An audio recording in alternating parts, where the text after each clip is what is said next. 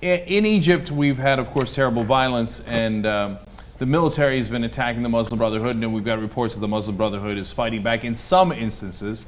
Well, we have one clear instance here where they were not fighting back. There was a protester, and as you're about to see, he put his hands up, and it sounds like the military was firing warning shots or shots in the area before they actually shot him. And now this video is fairly indisputable. It has been verified, by the way. It's got verified initially in a funny way. NBC News reported that Storyful had confirmed its veracity.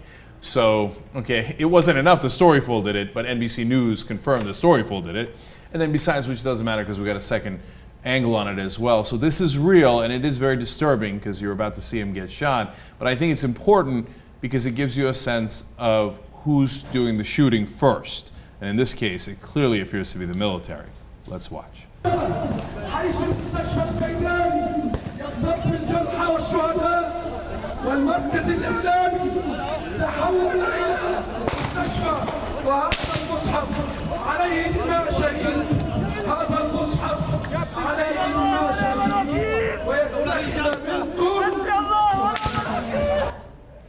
All right, that's very disturbing. Now, we've got another video that shows you more of what happened here. Let's watch.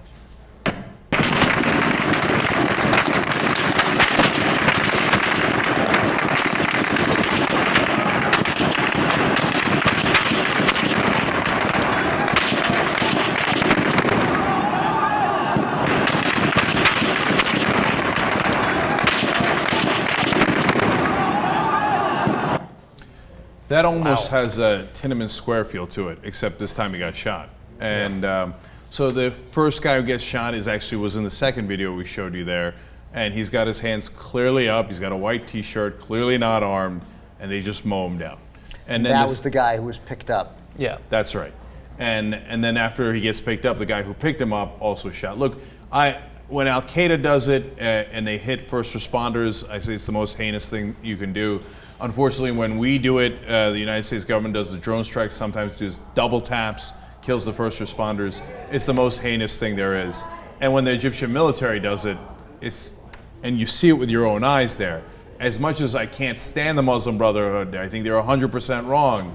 You don't ever do this to anybody, obviously. And so, God, have they lost the moral high ground in a huge, huge way. I'm not. Where's the gunfire coming from that we're hearing before the guy gets shot? I mean, they're all standing there. So I saw a longer version of the video, Ben. It's a good question. You see the unarmed protesters walking towards the tanks. The tanks are lined up. They're walking towards the tanks. They don't get anywhere near the tanks. They get close, but not within a danger area. It's not like the tanks are going to be overrun. And they all have their hands up. They're moving up as they have their hands up. Then you begin to hear the gunfire, and most of them retreat. So it appears that the gunfire is coming from the military, maybe firing over their heads. They retreat, except for that one young guy who remains there, and then they shoot him. We also have to bear in mind that it's unlikely that confrontation that we were viewing is the only one going on. And of course, you can hear the gunfire from quite a distance. Yeah, but that was so loud. Those guys. I mean, the fire. I don't know, but the firing over their heads makes some degree of sense. Although those bullets are going to go somewhere. But that at least rings true a little. Yeah, and I was reading reports about people are worried that some of the areas that the protesters are sort of congregated in leading into the night, which is going on right now, the army vehicles were starting to block off streets leading out of that area, and it felt like a trap was being set up for them. Now, so we might be hearing reports in a few hours of more mass violence. And at this point, I don't understand psychologically what the army is thinking. And there was no threat there. There was no even just perceived threat. Like, you can talk about terrorism as the army chief did, but I wonder if it's just they feel like the international community isn't going to do anything. So, this is our chance to get back at them. They have these long-held grievances, perhaps. But I don't know. I mean, they're obviously killing unarmed civilians without any provocation.